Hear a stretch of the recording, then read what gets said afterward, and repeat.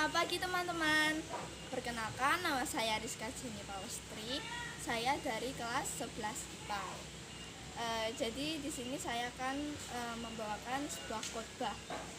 Firman Tuhan pada kali ini diambil dari Kejadian pasal 18 ayat 19 yang berbunyi, "Sebab aku telah memilih dia supaya diperintahkannya kepada anak-anaknya dan kepada keturunannya, supaya tetap hidup menurut jalan yang ditunjukkan Tuhan, dengan melakukan kebenaran dan keadilan, dan supaya Tuhan memenuhi kepada Abraham apa yang dijanjikannya kepadanya. Amin." Jadi judul khotbah saya pada kali ini berjudul Keluarga dalam Gaya Hidup Modern. Nah, apa sih gaya hidup modern itu? Jadi menurut Kamus Besar Bahasa Indonesia, kata modern berarti suatu sikap atau sebuah tindakan kita mengikuti tuntutan zaman. Kata modern itu berasal dari bahasa Yunani, yaitu modernus, yang artinya saat ini atau mengikuti hidup yang kekinian. Dengan demikian dapat diperoleh pengertian gaya hidup modern, yaitu sebuah pola hidup yang menyangkut cara bersikap dan berpikir berkaitan dengan aspek fisik, mental, dan spiritual sesuai dengan tuntutan zaman modern. Jadi gaya hidup modern intinya itu sebuah sikap yang mengikuti gaya kekinian atau mengikuti tuntutan zaman modern pada saat ini. Pada dasarnya, gaya hidup modern dapat mengarahkan individu untuk memiliki pola perilaku negatif maupun positif. Pemahaman yang keliru terhadap esensi gaya hidup modern cenderung membentuk seseorang untuk berperilaku menyimpang. Sedangkan pemahaman yang benar terhadap gaya hidup modern justru dapat mengarahkan seseorang untuk memiliki perilaku yang benar juga. Di sini saya akan memberikan satu contoh sikap positif untuk gaya hidup modern dan juga satu contoh negatif untuk gaya hidup modern. Jadi contoh yang pertama yaitu untuk contoh positifnya diambil dari Kejadian pasal 35 ayat 22b sampai 29. Jadi dalam kisah tersebut mengisahkan tentang kehidupan Yakub yang memiliki 13 orang anak. Dari 13 anak tersebut, Yusuf sudah menginjak remaja dan dikasihi oleh Yakub. Namun, hal itu menyebabkan para saudaranya iri hati. Lalu mereka menjual Yusuf menjadi budak di tanah Mesir. Namun karena pengaruh keluarga Yusuf yang dekat dengan Tuhan masih sangat mewarnai kehidupan Yusuf pada saat di tanah Mesir. Yusuf di tanah Mesir akhirnya dapat menjadi pemimpin muda di tengah lingkungan yang maju. Pada saat itu Yusuf di tanah Mesir menjadi pemimpin muda yang sukses. Pada saat itu juga Mesir itu bisa dikatakan sebagai negara yang modern kala itu. Lalu Yusuf tetap taat dan menjadi pemimpin muda yang takut akan Tuhan. Akhirnya Yusuf mampu menolong bapaknya dan saudara-saudaranya lepas dari bahaya kelaparan. Walaupun saudara-saudaranya pernah membenci Yusuf dan bahkan pernah menjualnya, membuang dia, namun Yusuf mampu mengatasi luka batin dan mengampuni saudaranya. dan dia dapat mentransformasi, dapat mengubah keluarganya hidup berkecukupan dan tetap berjalan seturut dengan kehendak Tuhan. Jadi di sini walaupun Yusuf dibenci dengan saudara-saudaranya, dibuang dengan saudara-saudaranya, tapi karena pengaruh keluarga Yusuf yang taat kepada Tuhan dan dekat dengan Tuhan, Yusuf masih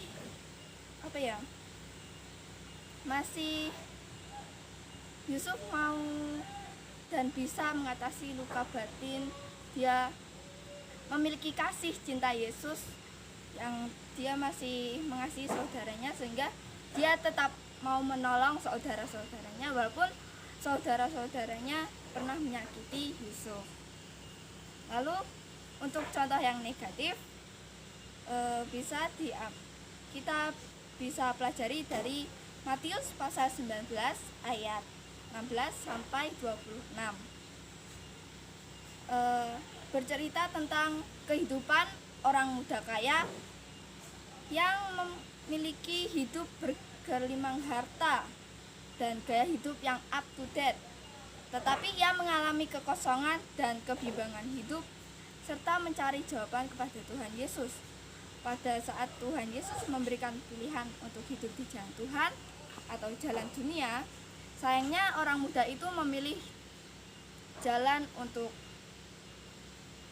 tetap hidup di dunia yang dia miliki. Dia tetap memilih harta dalam kehidupannya, sehingga dia terkungkung dalam pengaruh gaya hidup buruk yang ia pilih.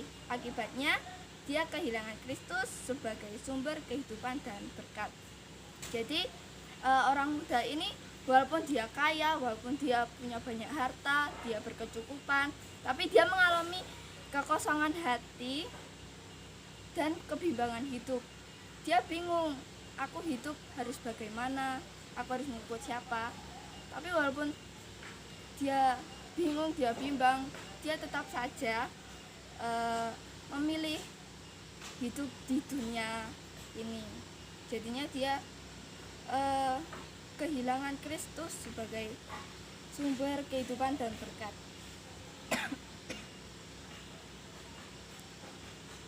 Jadi di sini juga saya memiliki 3 poin penting peran keluarga di tengah gaya hidup modern. Yang pertama, dalam kehidupan keluarga Kristen perlu dibangun persekutuan pribadi yang dapat dilakukan dengan meletakkan cinta kasih sebagai asas dan kekuatan yang mempersatukan masing-masing anggotanya. Keluarga Kristen juga perlu menjaga persatuan yang utuh antara suami istri dan membangun sebuah bentuk persatuan yang tidak terceraikan.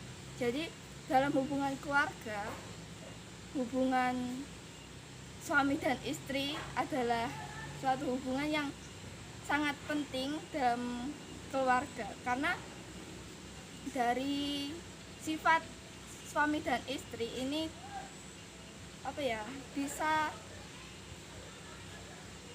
bisa memberi kesan pada keluarga tersebut. Keluarga itu seperti apa sih sifatnya, jadi tergantung dari hubungan suami dan istri tersebut gitu. Lalu keluarga Kristen yang modern dalam perkembangan keadaan perlu memberikan penghargaan yang tinggi terhadap hak-hak dan peranan perempuan. Hal ini sebetulnya juga menjadi perhatian negara maupun pada atas dunia.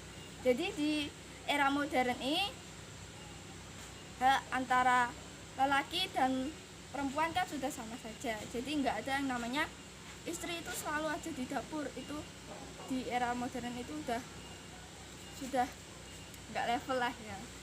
Terus di samping itu keluarga juga perlu menjunjung tinggi hak-hak anak dan menganggap mereka memiliki pemikiran yang patut dihargai.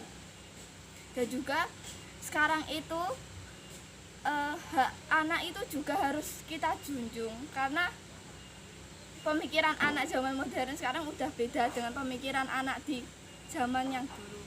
Sekarang itu hak anak sekarang itu harus diperhatikan, karena eh, udah nggak ada yang namanya kayak dulu banyak orang tua bilang kamu itu masih kecil, kamu itu nggak ada apa-apa gitu, kamu nggak tahu apa-apa gitu ya.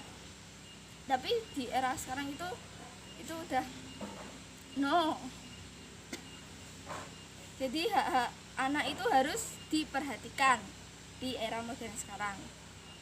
Lalu yang kedua, keluarga dipanggil untuk turut serta dalam mengembangkan masyarakat. Karena pada hakikatnya keluarga merupakan sel masyarakat yang pertama dan amat penting. Kehidupan berkeluarga pada hakikatnya merupakan pengalaman hidup bersatu dan berbagi rasa, sadar akan peranan sosial bagi lingkungan. Nah, keluarga merupakan sel masyarakat yang pertama dan amat penting. Lalu peranan sosial bagi lingkungan juga. Karena kita keluarga Kristen, kita hendaknya bisa menjadi terang dan garam dunia. Terang dan garam dunia bagi masyarakat di lingkungan keluarga kita. Lalu yang ketiga, di tengah perubahan keadaan dan masyarakat, keluarga perlu terlibat dalam hidup dan perutusan gereja. Hal itu dapat dilakukan dengan cara bersungguh-sungguh dalam membangun persekutuan keluarga yang beriman secara kokoh. Justru di tengah perubahan yang ada, keluarga Kristen harus mampu membangun persekutuan antar anggota keluarga untuk terus-menerus berdialog dengan Tuhan dengan berbagai cara. Melalui keluarga, kita bisa membangun persekutuan dengan orang lain dan melayani kebutuhan sesama.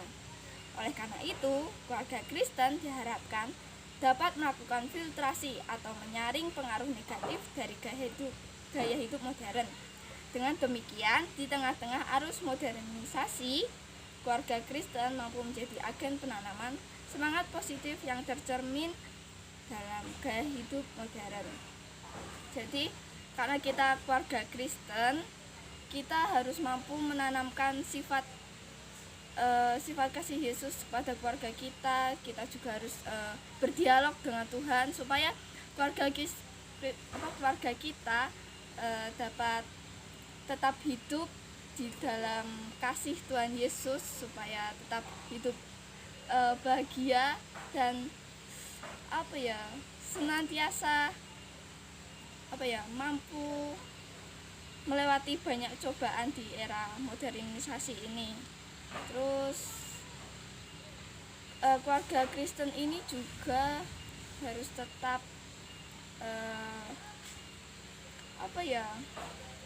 menjadi terang dan garam bagi dunia, bagi masyarakat sekitar. Bukan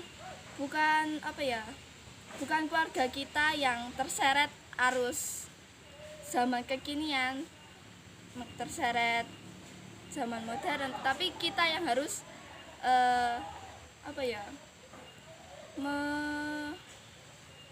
mewarnai kehidupan lingkungan masyarakat, mempengaruhi lingkungan masyarakat dengan sifat baik keluarga kita. Nah, seperti itu teman-teman. Jadi khotbah kali ini mengajarkan banyak ya tentang bagaimana kehidupan keluarga Kristen di era modern saat ini. Sekian dari saya, terima kasih.